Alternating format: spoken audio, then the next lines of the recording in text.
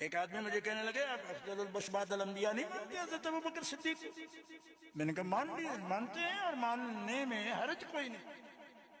کہتے کیوں؟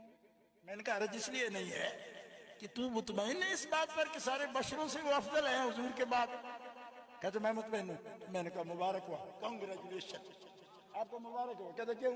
میں نے کہا میرے پاس حدیث ہے امام احمد بن حنبل نے لکھی کہ آدم کے بننے سے پہلے 14,000 سال پہلے علی اور محمد کا ایک نور تھا جو حضور رب میں تھا. افضلیت بشریت کا سوال نہیں، جب ابھی ابو البشر پیدا بھی نہیں ہوا تھا تو علی کا نور محمد کا نعرہ. وہ یہ کہنا چاہتا ہوں کہ اگر اتنا ہی نکما مسئلہ ہوتا، بھائی ضنی مسئلہ ہے، اجماع نہیں، کوئی مضبوط نہیں، تو میں پوچھتا ہوں تم بڑے عالم ہو یا مولا علی بڑے عالم ہے؟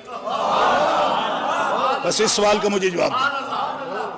میں نے پڑھا ہے. میں نے کہا ایک استاد کا تو آج تک نام نہیں لیا. پڑھا ہے، آج تک بتایا نہیں پیر کون ہے، استاد کون ہے. پڑھا ہے. میں نے کہا جو پڑھا ہے وہ تو نظر آ رہا ہے.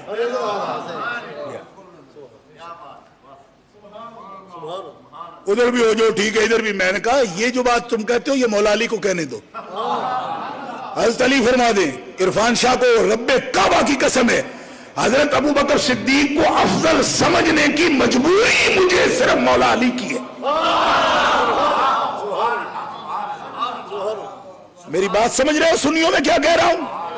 حضرت ابوبکر صدیق کو ساری امت سے افضل سمجھنے کی مجبوری مجھے صرف مولا علی کی ہے. تم کس طرح مسئلہ بیان کرتے ہو جی کو نہ بھی سمجھو تو ٹھیک ہے. مولا علی فرماتے ہیں جو نہ سمجھے علی ابوبکر کو افضل، جو نہ سمجھے لا اجد احدا فضلنی علی ابی بکر و عمر الا جلدتہ حد المفتری. فرماتے ہیں اگر میں نے پایا نا کسی کو کہ وہ مجھے ابو بکر پر افضلیت دیتا ہے اور عمر پر کہتا ہے کہ علی افضل ہے، تو میں اس کو چھوڑوں گا نہیں، میں اسے 80 کوڑے ماروں گا. کتنے کوڑے؟ آہستہ نہیں کہنا، کوڑے بہت زیادہ ہیں، زور سے بولو.